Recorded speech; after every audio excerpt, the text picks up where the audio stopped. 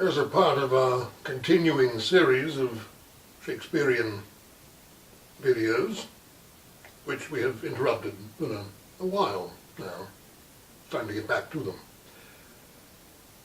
We're going to discuss the character Claudius, my old favourite from Hamlet, and we're going to discuss him in light of another play, in light of a play called To Kill a King, which I wrote in 2015 or 16. Not sure if I finished it before the end of the year or not. I don't remember right offhand. Now, this is a prequel to Hamlet. And who knows? You may be the first to ever do it. So that's available to you.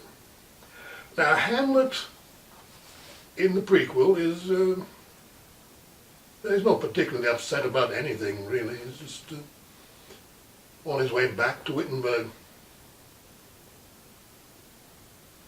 His parents are both still alive. His uncle is just his uncle. He likes him. His uncle likes him.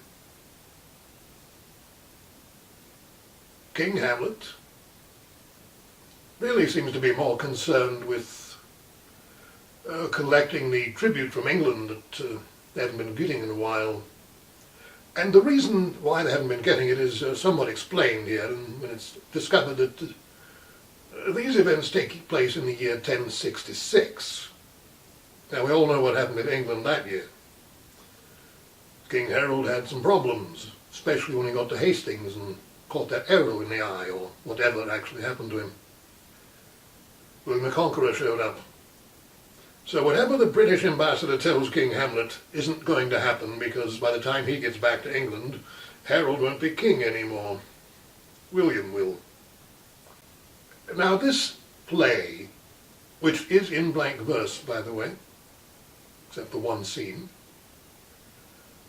this play suggests that Hamlet's perception of his father and of his father and mother's marriage may have been a bit, how would we put it, may have been a bit optimistic.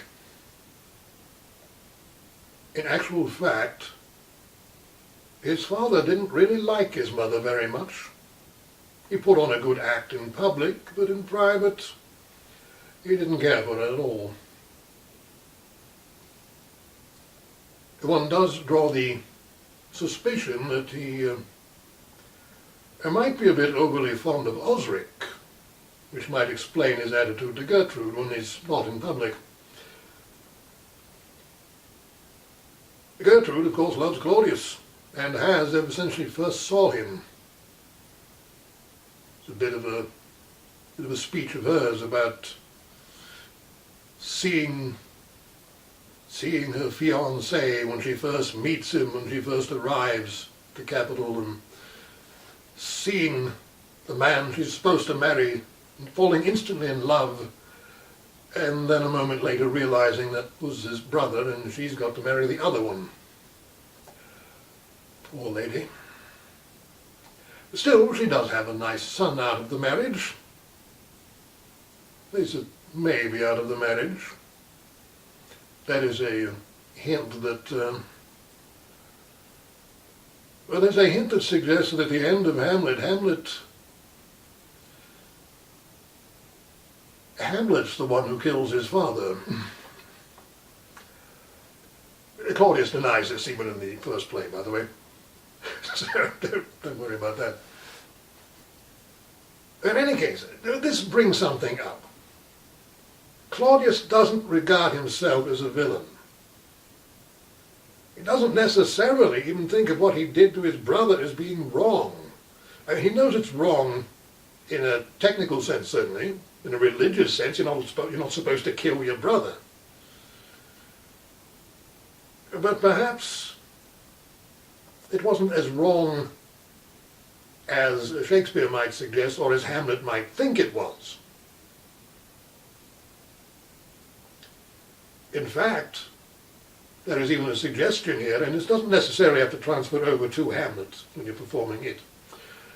There is a suggestion in To Kill a King that the ghost, when he appears in Hamlet, may be exactly what Hamlet fears.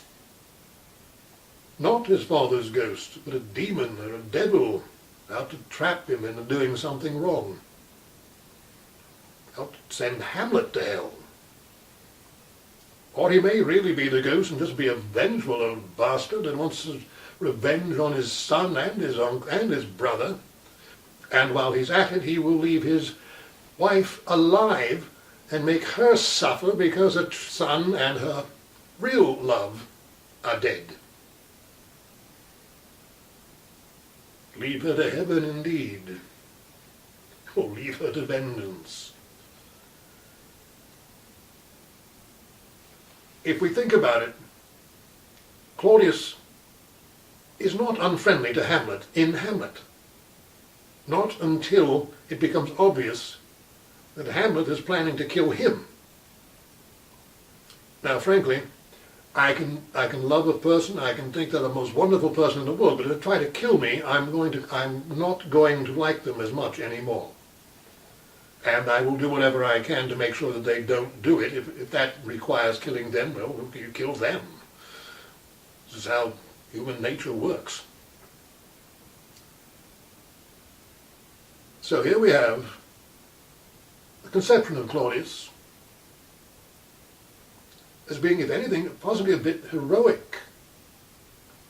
What prompts him to kill his brother? Well, in To Kill a King, the prompting is his brother sending an assassin to kill his wife. He wants to be a widower. He doesn't like Gertrude. She doesn't like him very much either. They're just putting on a front for the child, even if the child is almost 30.